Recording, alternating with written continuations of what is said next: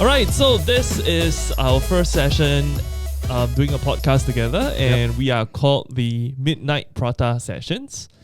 And yeah, we're just two people coming together and talk about stuff that you probably also want to talk about, but probably you didn't start your channel. Yep. So I think the name suggests lah. Yeah. So Midnight Prata. Yeah. So I'm Thomas and you're Dominic. I'm Dominic. And I'm by profession a real estate agent. And yeah, so today we just talk about some of the things that we do outside of work and stuff. Yep. And I currently work in the novel food industry, biotech company lah. Novel food. What is novel food?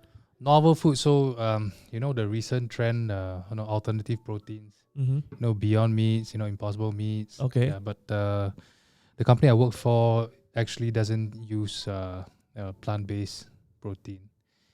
We do more of basically we grow chicken without a farm. We grow in the lab lah. So you grow chickens in a lab. Yeah, the cells. It's then cultivated meat lah. And then after that you harvest the chicken and sell in the supermarket. Yeah lah, but I mean we haven't reached that stage yet lah. It's not commercialized yet. So now it's more of it's further than the proof of concept stage already, but still way too expensive for anyone to accept lah. Oh, yeah. Scaling up is always the biggest problem. But is the meat that your company is selling, is it in supermarket already? Oh, of course not. Of course not. Then why do you say it's too expensive for people to buy? Because it's thousands of times more expensive than traditional meat lah. So who is? Are you guys already producing the meat in your company? Yes. So who is eating the meat? If you're not selling, you're making it, but right now it's still at the stage where the companies working with us are still trying to get this product out in the market for people to taste, for people to accept first. Not so much. It's not a mass market thing yet. It's a very novelty. I mean, like the name suggests, a novel food. It's still a novelty. It's not widely available. I don't think it'll be widely available anytime soon. So obviously your company is not making money. Because of course not. Because they're not. Well, I mean, of course, I work in an independent subsidiary of a much larger group of companies lah. Oh, so a much larger group of companies. This is like an arm. Yeah, it's a separate business unit. Oh, okay. I mean, more or less linked lah, but biotech, life sciences are generally life sciences. Okay. Yeah. I guess, yeah, so today we want to talk about the topic of how I feel, right? Like fundamentals don't really make sense anymore. Like in what sense? Marketing has triumphed over fundamentals, right? It's like, okay, let me give you the most recent example that just happened to me, right? I just bought a titanium bicycle. Titanium. Or the Linsky one. The Linsky bicycle, titanium, right? And it doesn't make sense that carbon fiber is more expensive and more in demand as compared to titanium. Why? Because clearly titanium is a superior material as compared to carbon and aluminium, right? I don't think so. So you're telling me that so correct me if I'm wrong. That's like let's say in the terms of metal, right? Mm-hmm. So there is the carbon fiber is not metal. It's a material. Yeah. In terms of material to make bicycles. You're telling me that carbon fiber is a more superior material as compared to titanium. Yes, of course. In terms of cost, rarity, and the complexity. Because I saw some YouTube videos, right? Like it's extremely difficult. Like titanium cannot be welded or something. Like there needs to be a special technique. Yeah. Right. So in this regard, titanium should technically be superior material as compared to aluminium and carbon fiber in this regard. In terms of I think it depends on the application of the material, because for bicycles, I think bicycles, road bikes. I mean, bicycles in general. Yeah. What you want is for your frame to be stiff. Yeah, for stiff. Yeah. Okay. So we're talking about performance over here. Correct. Right. No, but what I'm saying is just think of titanium to be like gold, Okay. right? Let's say the bicycle. Okay, no. But the foundation is titanium is a superior material as compared to carbon fiber, excluding performance. No lah, cannot put it like that ma, because They're different. Yeah, different application ma. Okay. I mean, you cannot call it a superior material. But okay. It might be rarer. But gold is superior to steel. Am I right to say? But you don't use gold for, to build a water pipe, right? There's a reason for. Okay, no, regardless. But we're just talking about superiority of materials In terms of cost lah. in terms of cost. Then yes lah, maybe lah. Yeah. I'm not very sure about titanium. I think titanium should be, right, because like they use titanium to make like spacecraft, aircraft, that kind of stuff. But you don't see, we made a rocket using carbon fiber. It's usually do believe so. like titanium is marketed as like space grade. Yeah. Like aeroplanes. Yeah. Right? Yeah. There's got to be a reason. Right? I do not know the reason. Okay, I don't know the reason as well, but the point is, I just feel like why titanium is not more expensive and more desirable than carbon fiber. Like what you said, I guess it makes sense because when you buy a bicycle, right, you want it to have high performance, right? You want it to be stiff, right? And light. Yes. So you're telling me titanium doesn't give you that? I think not as much. Yeah, not as much. I think in terms of that sort of performance, carbon fiber is better lah. Okay. I mean, there's probably a reason why all the competitive cyclists are using carbon fiber frames, right? Yes. See, which brings me to the point, right? I think this is just my perspective. I might be wrong, right? But I think that this cycling companies, when they make a bicycle, they need to make the material as high performance as much as possible. And alongside with the high performance, right, they need to make it in such a way that the cyclist needs to change the gear. Because carbon fiber is eventually going to wither and it might potentially break, it might potentially discolor, right? And then after that, you just feel like, don't want it anymore. Right? Like a lot of people say, carbon fiber, the lifespan only 10 years.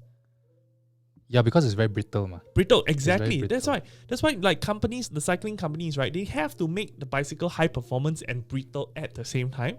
Which works in their favor, what? Yeah, exactly. Right. Which works in their favor. Which brings us to the point, right? Like marketing, like this is all marketing.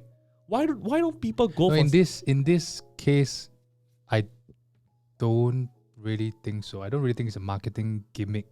I actually do. I believe, like, I might be wrong, but carbon fiber is in fact a superior material to use to build the frame of a bicycle. Yeah, because I mean, if it was purely a marketing gimmick, then the numbers, the performance, the numbers wouldn't lie, right? What do you mean the numbers? Like how stiff, I mean, they have their ways of testing, how stiff your frame is, and how light, and definitely weight is just metrics, right? Kilograms, grams. Yeah. And I think if I'm not wrong, titanium frames do flex. Yeah. And by flex means when you're pumping hard, yeah, you can feel the frame is flexing. The transmission of the power from your leg. There's loss of power because it flexes. Yeah. But again, I'm not too sure. I'm not a pro cyclist. Yeah. So it's just a very interesting occurrence. Like I think you're the point you're trying to get across is more like it would be more applicable to like the watch you're wearing, a Rolex, right? Yeah. What makes a Rolex? It's marketing, ma. Yeah, it's marketing. This is purely marketing. It's purely marketing, right? Reliability, cost, efficiency. Yeah. It's nowhere close to a G-Shock, right? Yeah. What I'm wearing. Yeah, maybe. But it's 100 times, 200 times more expensive. Yeah. Yeah. So and the phenomenon of how like certain stainless steel Rolex is actually more expensive than the gold Rolexes, right? Purely because of supply and demand and marketing. I think half gold, right? Half gold. No, full gold. As in the half gold got no, for some reason. the half market gold is- has no value. It's either you're Yeah. stainless steel or you're like full gold. But it's supposed to be more valuable than the full stainless steel. Why would the two-tone? Yeah. Technically, yes, yeah, but you use technically, gold yes, for exactly the same thing. Exactly. Yeah, that makes a lot Because of look sense. very uncle, ma. Yeah. I So- mean, right? Yeah. So what I feel like in this current day and age is that when there is enough people who agree that this is the new norm, the new market price, it becomes a reality, even though fundamentals doesn't make sense. Yeah. Market forces, lor. Market forces, right? So Yeah. it's like as long as a person, a company, a marketing campaign is able to convince a big group of people, like this is it, this is the market norm, this is the new norm, right? Everybody comes together and agree and start paying for such products and service. This becomes like the new norm, which I feel like is what we want to talk about today. Like marketing triumphs over fundamentals. And we see this in all so many different aspects of our work, our life, right? Yeah, I think. Right. Yeah. Yeah. So it's Okay, I think not marketing doesn't triumph over fundamental. I think it's, marketing and branding has in terms of marketing and branding are also fundamentals of a business, right? And they are. You can't sell a product without any marketing or branding. But marketing has nothing to do with fundamentals. Marketing is I'm talking about a business, not a product. yeah, Like running a business, marketing is a very fundamental part of definitely, business. definitely. I think what has happened in the recent, probably not recent, but what has happened is that maybe due to social media and everybody being exposed to social media and basically everything, marketing has become so dominant that some other aspects of the business, like the quality of the product, intrinsic value. yeah, the intrinsic value, the quality of the product has been overshadowed by the branding. Yeah.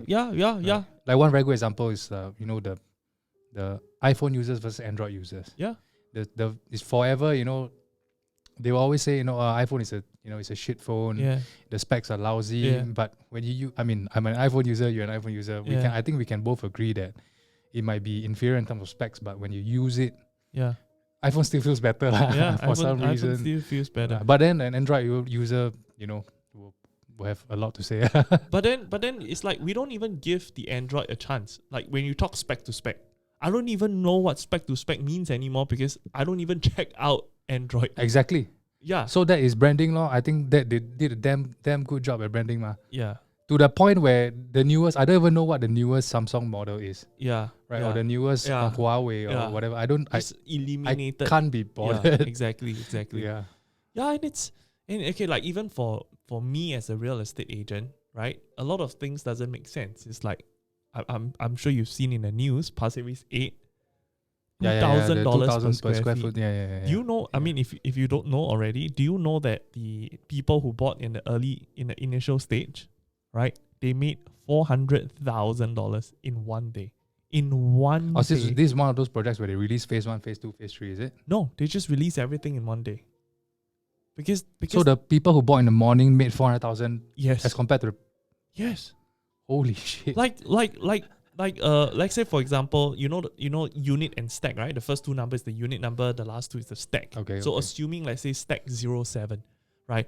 I got my ballot number. I managed to buy early in the balloting, right? I buy at 1.2, and at the end of the day, that same stack, maybe a few floors higher. End of the day is in literally end of the same that day. same day, Wow. that same stack it became 1.5, 1.6 million, and so that also means that two person buying the same stack, just different floors, are able to take a loan from the bank, which means the bank supports that valuation, which means the person who bought at the start, the valuation of the unit has went up by like 400,000 to 500,000 in a day on a 99-year property in Pasir Ris at $2,000 per square feet. Now, where is the fundamental in that?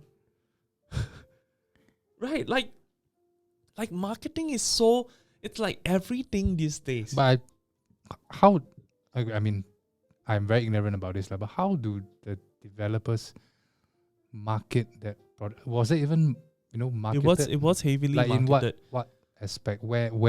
Right? Okay. So you see, I think this would be a very interesting thing for people to hear and understand as well, right?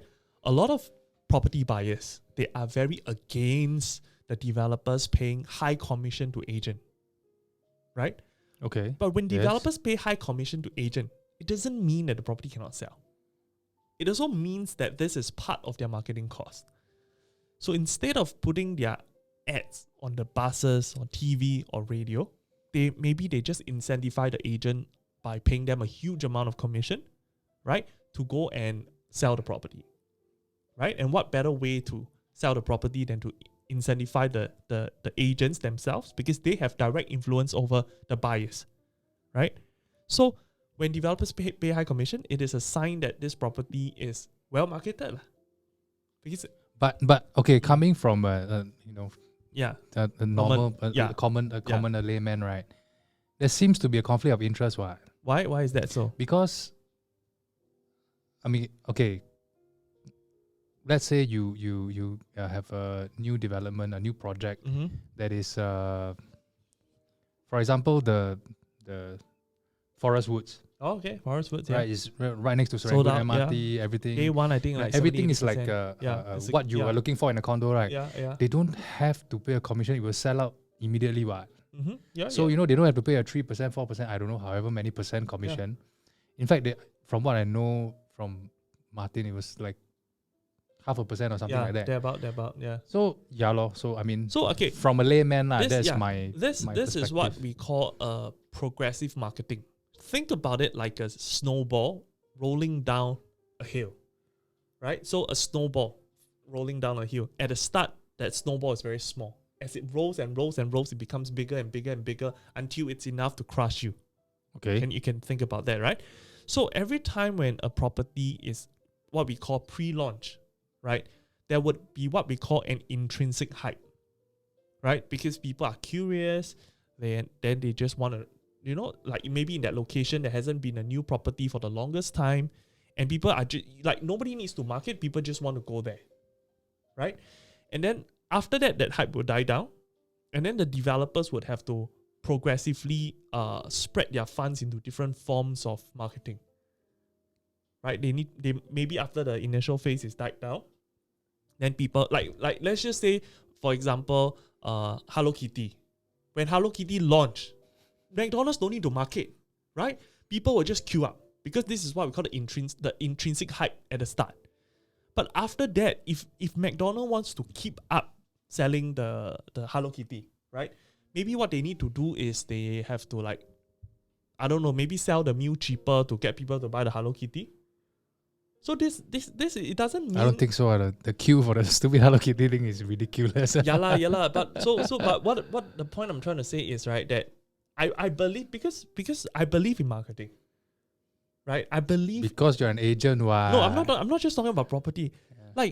Like I believe in Rolexes, right? Okay. And the Marketing is reason, everything. And the reason, So isn't it a good sign, right, that developers pay a lot of commission to the agents? That means they are really spending a lot of money to market this property. I mean, there is a half full, half empty theory, right? You can see it as, wow, this property damn difficult to sell. That's why the developers have to pay high commission Which to the agents. is generally quite true, Which right? is generally quite true. But marketing also shifts perception, right? It's like, if Rolex didn't do marketing, will the prices of the watch be where it is today as compared to a G-Shock? You see? Right? But like, it's different because what's the difference? Rolex doesn't have to pay a... They spend thousands, hundreds of thousands of dollars to put their ads on the newspaper, on the buildings, and to create that sense of perceived value. Because marketing creates perceived value. Yes. Right? So we have to agree that, when developers do whatever marketing, they could choose to pay agent 4% or 5%, or they could choose to use that money and put it on the TV. Either ways, Okay lah. Buyers have to pay for it. Okay lah. Don't you think? To some extent, To some extent. Yes. lah. Yeah. So it's like it's a very controversial thing, Yeah, right? yeah. Like some buyers will feel, oh, why the agent need to get such a high commission? Yeah lah. So everybody asking for kickback now, right? Yeah. Yeah. But what these buyers don't see is that if these developers don't give to agents, they will be spending the same amount of money to put their ads on Facebook, YouTube. It's the same thing. Yeah. So I just feel like, marketing is really such a big part of like how we should make our decisions as to what we buy, what we invest in right now. And it's just very strange. Like fundamentals, they don't make as much sense as it used to anymore. Right? Yeah. Yeah. Like I think the most recent this big hoo-ha about Grab's IPO, right? And I think right after the IPO, I think their quarterly earnings was like they were losing billions of dollars. I didn't see that. Yeah, something like they were basically losing a shitload of money. Wait, so what happened? So they IPO and then after that they started losing money? No, I think they haven't been profitable for God knows how long. Probably from day one. I think in fact even Uber is I might be wrong, but I'm pretty sure from what I recall, Grab was losing money. Okay. So they went public, but they're losing a shit ton of money every quarter, and nobody knows when they're going to turn a profit. But then the owners are like buying GCBs. Yeah. But I mean, don't get me wrong, I'm a huge Grab fan. I Grab every single day. Yeah, without Grab food now, I'm lost. Yeah, Grab has taken over the way we transport, right? Like I don't even think of hailing a cab anymore. Grab has integrated itself into our lives. Yeah, that's Can true. you imagine the day that Grab, I mean, toy lah, but imagine if they say, oh, we are going, we are declaring bankrupt. I am very sure a million other similar platform companies are ready to take over. I'm very, very sure. It's impossible. Like there are already so many like companies trying to do, but what Grab I feel has done very well is like what you say, the integration, right? Not just transport, but food, courier, and these are things that we also need when we think about, because these are everyday things, right? Every day we need to run errands, we need to get from point A to point B. Every day we need to eat. So I think it's good that they managed to, and grab points. Yeah. Points, wow, that's the Grab awesome. card, Really that's awesome. crazy. Really awesome. 4%, right? What is 4%? The cash rebate, I think I calculated it was about 4%. I have no idea, but I know I have too many Grab points. but I think what might be justifiable is that they have so successfully wiggled their way into our lives, right? You don't even say, hey, I need a taxi anymore. You just now, hey, I need a Grab. Yeah, Hey, grab this. Hey, I grab that. Exactly. Hey, are you gonna grab lunch today? Exactly, right? Yeah. So I think I heard somewhere before, like the most successful way of the most successful way that your business is doing well is when you replace that word with the name of your business. It's like instead of Google, instead of search, hey, go Google this. Yeah, Pampers. Yeah. Instead of I need to buy diapers, I need to buy Pampers. Exactly, right? Rollerblade, Colgate. Is Rollerblade? Rollerblade is a brand. Oh, is it? Rollerblade is a brand. Bro, the thing, they are called skates, but they have, like you said, they have overshadowed the whole skates. Like people just rollerblade. But I've never seen a rollerblade brand rollerblade before. They are actually, a lot of them are rollerblades. Really? Yeah, rollerblade. Or maybe is just a parent company lah. Then they just have a lot more brands Is it? I don't know. Neither do I. Yeah. Next time we need to fact check a bit before we come. Yeah. You have an iPad here where you can fact check. Okay, let's see. Let's look at the rollerblade. Oh, that's very interesting. Rollerblade. It's the new in thing now. Oh, is it? Yeah. You mean I skates think are coming back? Rollerblading, roller skating, skateboarding. Is now the newest. Is it hotter than bicycle? I think it's the trend is just starting to kick in, set in now.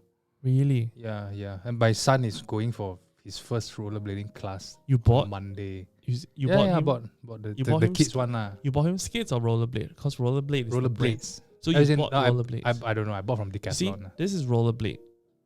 This is the brand. So if you bought from Ooh. Decathlon, you bought him a pair of skates. It's not rollerblade. Okay, fine. I brought him back a pair of skates. Oh, it's I think I believe that they have different brands under them as well, right? Probably lah. Yeah, Probably lah. but it's a very successful brand, just like Grab. Yeah. So Like the what do you call that? Luxottica, is it? what's that? They own every eyewear brand that we know of, Oh, is and it? nobody knows. What's the name of the company? I think it's Luxottica. How to spell? It's like they practically own everything. You know, Sunglass Hut, everything. They own Ray-Bans. I think Ray-Bans was How to spell? Luxotica. I think so. Exotica. Wow. Yeah, I saw a short documentary about them. Wow. Yeah, it's like they own like 99% of Wow. all the eyewear. Yeah. I'm looking You at it know, right now. Yeah, it's crazy. Oakley Sunglass Hut.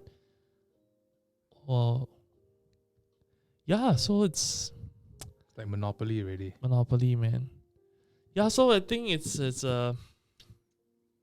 we're going through a very interesting time right now where really like everything our parents used to taught us, everything we used to know growing up, right? It's just so different right now. Yeah, yeah. And it's like, you know, all like the most popular saying where you need to study hard and get a good job, right?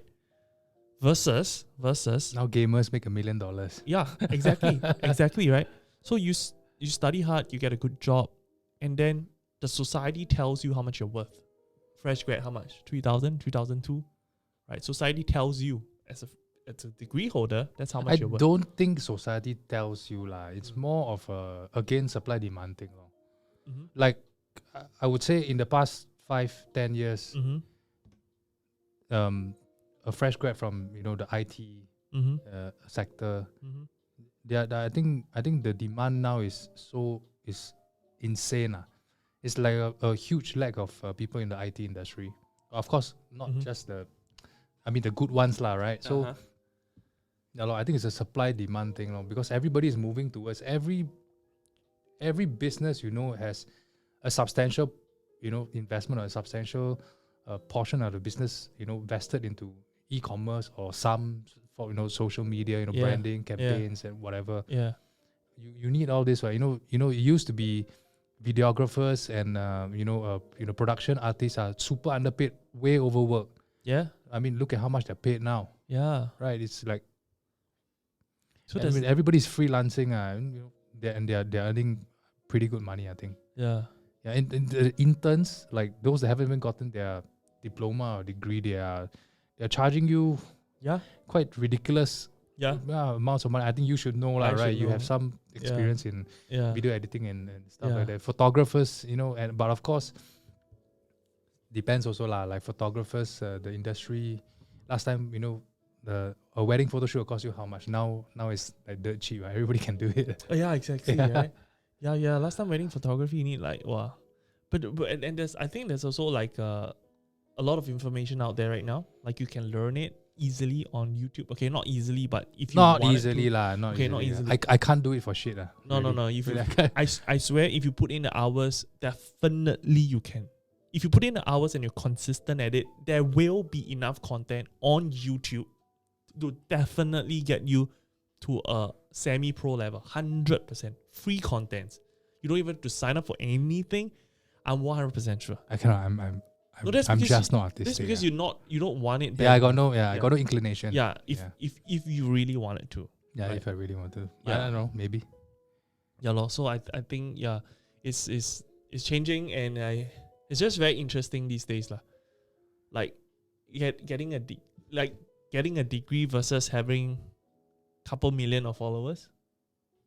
Yeah, that's not even a comparison. Exactly. It's not even a comparison. Exactly. And the thing is, you having followers is something that nobody can take away from you. Your boss cannot fire you. But you can be cancelled lah. Okay, yes, you can be cancelled if you do something wrong, lah. right? Let's say if you did something wrong, you did something illegal, and then you went on the news, and then people start to lose trust in you. Yeah, that's it, right? But for as long as you are somewhat influential on whatever social media platforms, marketing, this is marketing. So influencers are basically extremely good marketers. Like they are king of marketing, right? Yeah. Like if today I'm Andy Lau and I say I use this product, my Andy face start Lau's, to glow, then everybody will start to use it. So it brings back down like fundamentals. Fundamentals is study hard, get a degree, get a good job, right? But right now it's all about marketing. And I think it's also because like everybody's trying to fight for consumers' attention. Right? There's a lot of this online thing, and then like everybody's just trying to fight for market share. So as long as you can get somebody or you have the best technique to, get people to come and look at your products and your service, then you win. And of course, the person who is able to influence, then they also win. So I'm just thinking out loud. I'm not saying that kids shouldn't study, but I'm just thinking, like, if you... But there are way more options now, lah. Way more options. Way more options. And it's like anybody can be on that pedestal. Anybody. A 12-year-old, you can sing, you can play something, you just go viral, you can start influencing people. That's it. It's like... Yeah, the most famous kid who reviews toys. Yeah. Wow. Crazy. that little kid, all he does is play toys and reviews, and then he's done for life. Like for life. Yeah, I think he's set for life. B, right? I don't think so. I have no idea. I think he's hundreds of millions. He is, that's it. All it takes is, so like, okay, let's say if that child was your kid, will you still tell your kid to study? A couple hundred millions. Yes lah, still I mean, but okay, honestly, education is there's a holistic approach to. I think it's not just. Like, I think education is more to hone your character than the information that you learn. Yeah. Right? I mean, okay. Yeah, it forces you to sit down. But there's also the negative aspect of that, right? Like people always say, Singaporean education system is very too old school, too traditional, and stuff like that. But I think going through that process is necessary, lah. Yeah. Of course, things can be improved, lah, right? But somewhat necessary, lah. And also there are certain skills and things that you need to learn from school. Or who else gonna teach you? It's okay. Let's just put it this way: the whole CB period, the lockdown and everything. My wife and I were also very afraid to send my son to childcare, right? So it was only then we realized, actually the kid will, like my son will go to school and we think of it as nothing, but he learns so much in school. Although they're just playing, although they're just, it's a playgroup, he's 3 years old, now, 4 plus, but then you start to realize that, actually, the education system is there for a reason. And you probably wouldn't have the patience to educate your own child. Yeah. Right. And you are, and when people lose their temper at the childcare teachers for being a bit too harsh on the kid. I mean, of course, there are some lines you can't cross, but if I have to teach my own kid, I think I'll die early. Wow, yeah. I don't know, man. Like, but how do people survive? I mean, last time also don't have school. It's all this preschool, play school is all a recent thing. Our parents' time where have. Because nowadays it's getting more competitive. Hey, look at the syllabus. I mean, I've recently seen the syllabus of primary school kids. Hey, ridiculous. It's really I think if I have to go through the primary school system now, wow. But see, that's the thing. All these things that they're learning, they don't only use it ever. Yes lah. I mean, what more or less? Yes, like you have to know math, right? You can plus minus times divide. This is what they teach you in school. Of course, you don't go and talk about. I mean, how long does it take for a person to learn plus minus times divide? I mean, 1 year. Yeah lah, but of course, there are still many sectors and many industries in the current society now that requires people to be educated in a certain way, Otherwise, where are you going to get your engineers from, right? I guess, yeah. There are certain I mean, jobs that a lot of jobs that require a certain level of competency lah. You cannot overlook lah. Not everything is marketing. Why do you want to market when you don't have anything to sell? So I think marketing is like the kind of like the easy way out, because but it takes a very specific set of skills. Yeah. I mean, you see the success yeah. cases lah. You don't see the failures, ma. Yeah. That's very true. I guess also I'm blindsided a bit because of the industry I'm in. It's literally everything is just marketing. It is because you're a middleman, ma. Yeah. You are you don't manufacture anything. You're sort of a service provider lah. But basically you're a platform to market something. That's true. Okay. Yeah, so I guess today we just wanted to, really talk a little bit about like how things are changing right now. Is marketing the most important thing or fundamentals? I guess. What do you think? Like in conclusion?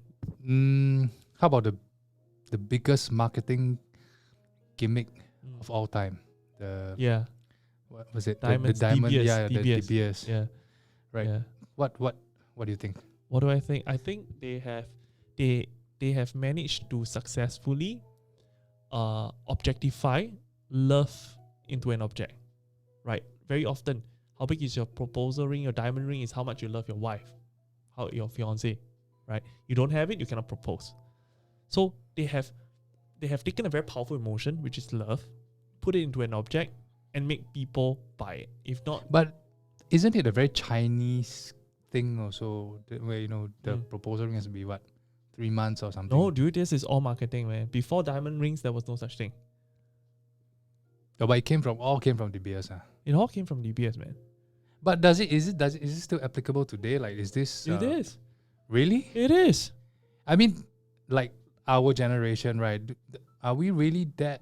I mean, I don't really care lah. Neither. I mean, because I never bought a proposal ring. You're the giver, ma. If you're the recipient, maybe. No, but I didn't give a proposal. I never bought a proposal ring. But my wedding, what do you call it? Wedding bands, however, wow, that was bloody expensive. How much was it? And it was Cartier. It was, the love thing. I don't know. It was like 5,000-6,000, something like that. Is it diamond paved? No. It's just that stupid ring. Are you sure? This the thing that Would you're I wearing. have a couple on of these bag of 5,000-6,000. No, it's just the ring. And then couple lah. So mine and hers. It's like 5,000-6,000 leh. Yeah, it's just. But then there's one like super tiny ass diamond on hers. Yeah. That's it leh. Yeah, that's it. Yeah, it is. And we initially wanted to buy the what's that the Tiffany. Tiffany. Holy shit! That was like wow. That one is no diamond, nothing. Don't even have the Tiffany logo. I think. Yeah. It's like almost double the price. Walao, cannot lah. Which brings us back to the point again. It's literally just marketing. The intrinsic value is here, and then after that, you add on the Cartier name, it becomes here. Put Tiffany, it's like even higher. But okay lah. I mean, this whole diamond thing, I think it has sort of lost its footing already lah. To some extent I don't know, I don't know. Really, the people around you. I mean, the girls, or the guys, have you heard any stories that, wow, I didn't have a proposal ring that is X and XXX amount. Then she didn't, she wasn't happy. Or I don't think. I don't know. Okay, lah. so I think it's still there for a few reasons. Number one, it's a ego thing. Like if you're a successful guy and you really love this woman, you're like trophy wife, you just want to let the whole world know I bought like a 20 grand, 30 grand diamond ring as proposal, that kind of stuff. Yeah. So is she wearing a mask? Yeah. Okay, Peggy just walked in. Yeah, so where were we? No, we're talking about like because this whole diamond ring thing is become a culture. So there is no, but I think my point is that I think the culture is not that not as rampant as it used to be. Yeah, I mean, so there are a lot of generally speaking, there are a lot of younger people now, right? They are earning a lot more than what our parents people used to earn, right? So imagine if you're someone who's earning say 15, 20 grand Mm. a month. Mm. You're gonna buy a $60,000 ring, man. That is ridiculous, lah, right? Mm. And I believe, however much a girl would like Mm. this kind of materialistic things, she will find it pretty damn stupid, right? Yeah, 60,000, how often you gonna wear it? Yeah, exactly. I'd rather you buy me a car, right? Yeah, or something yeah. like that. I'd rather buy me a Patek. Yeah, 60 yeah, grand. right. I think You can't even Yeah lah, buy a people Patek getting- with 60 grand right now. now cannot. Right? Shit. Yeah. Yeah, so it's really like it's very different right now, and I think if we have a message, right, for like the people listening, I guess it's important to recognize and to understand that things are changing, right? And if whatever you want to buy or invest, I guess both of us come from a background where we see a lot of such things. I mean, I sell real estate, right? And you work personally with the boss of a very big company. You see the way he Yeah. operates, right? Yeah. Like really, like whatever that we used to know, I think the most important skill right now is adaptability, even for us, right? We cannot be like a Generally everyone, everyone. companies, Yeah. consumers, yeah. you have to adapt. Like, Mm. I think it's safe to say how we shop and buy things has completely Yeah. transformed, right? How we shop, how we buy things, how we see things of value. yeah, no. It's no It's longer to the extent that even my parents are on board. like They are using, Redmart, Lazada all the time, all the damn time. Man, yeah. Right? It's reached that point where Yeah. the elderly generation have already accepted, Yeah. and they adopted Yeah, also. yeah, exactly, right? So yeah, it's Can't imagine, 20 years down the road. I have no idea, man. This 20 years down the road, and then now we have things like very controversial things like OnlyFans, and how anybody can become like a